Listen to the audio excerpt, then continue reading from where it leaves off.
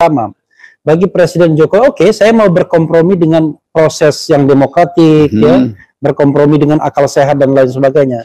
Tapi ada nggak jaminan? Saya nggak diapa-apain kalau saya nanti step down begitu. Itu kan pasti itu kan common sense-nya dia. Iya, common sense-nya itu. Dan kita tahu bahwa dia nggak bakal diapa-apain. Tapi justru kalau dia masih cawe-cawe, dia bakal diapa-apain. Kan terlihat semakin Jokowi ingin mengendalikan politik, semakin orang tahu berarti ya ada problem tuh. Kalau dia legowo tadi ya orang anggap oke, lengser ke Prabon, nggak akan ada persoalan bangsa ini bangsa yang maaf. Mikul dur mendem jero. Iya itu. Tetapi di dalam pikiran Jokowi nggak mungkin itu terjadi karena perubahan politik bisa berjalan di luar yang dia bayangkan. Nah, bayangan buruk Presiden Jokowi ini sebetulnya yang menghantui dia sehingga dia harus atur semua peralatan MK, KPK, Departemen Dalam Negeri segala macam agar dia bisa kendalikan. Padahal legitimasi Presiden, endorsement power dia kan makin lama makin habis. Seandainya misalnya ya, semua kekuatan politik yang mau bertanding di 2024 minta Presiden Jokowi netral, legowo. Karena begini, paling gampang adalah misalnya dari sisi Ganjar. Adian sebagai wakil ketua tim sukses, awalnya kan semangat sekali itu, bakal di-endorse. Tapi terakhir ketika Jokowi belok ke Prabowo, mulai dia mengatakan Presiden harus netral. Saya membayangkan kalau ke Ganjar dia nggak bilang begitu.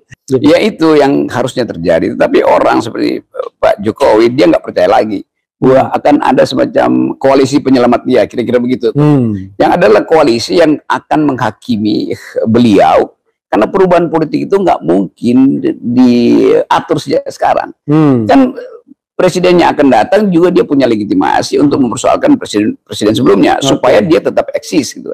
Jadi ini proses psikologi biasa aja tuh. Nah, psikologi ini yang mengganggu Jokowi. Jadi Jokowi tetap anggap mau bikin statement jamin saya pun nggak mungkin. Yang bisa jamin saya adalah kepastian bahwa saya mengendalikan politik. Tapi kan kalau kita bicara mengenai dia seperti memegang asap, ya kan? Sesuatu yang kelihatannya dia mudah dia pegang, tapi nggak bisa dia pegang-pegang.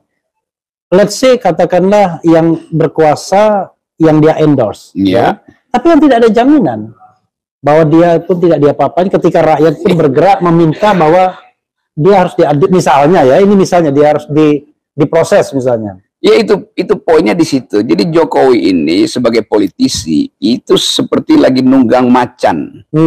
Kalau dia berhenti dia diterkam oleh si macan. Kalau dia jalan terus dia kelelahan juga tuh. Jadi dia bingung mau ngapain tuh. Sementara nggak ada pohon yang dia bisa tangkap untuk dia bergelantungan di situ kan. Jadi ini keadaan yang berbahaya sebetulnya. Dan selama itu tidak bisa diselesaikan sendiri oleh Jokowi, nggak ada yang mau bantu dia.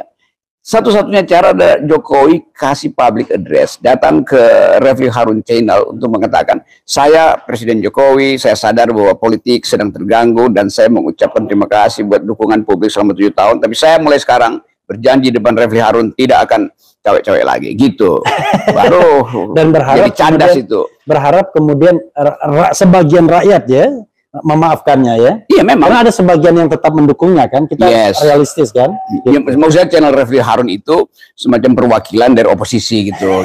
Jadi minta maaf pada oposisi karena selama ini Pak Jokowi tidak percaya bahwa oposisi itu bisa jujur. Nah, sekarang masalahnya oposisi akhirnya nggak percaya lagi karena Pak Jokowi dari awal nggak percaya bahwa oposisi bisa jujur dan tidak akan mempersoalkan sesuatu. Kalau dari awal Jokowi menghendaki oposisi, tapi dari awal memang dia nggak menghendaki oposisi. Kita negeri ini membutuhkan radical break. Jadi mestinya ada kejadian-kejadian awal dulu. Dan kita mesti selesaikan bisul-bisul ini sebelum kita masuk ke 14 Februari yang adalah hari kasih sayang.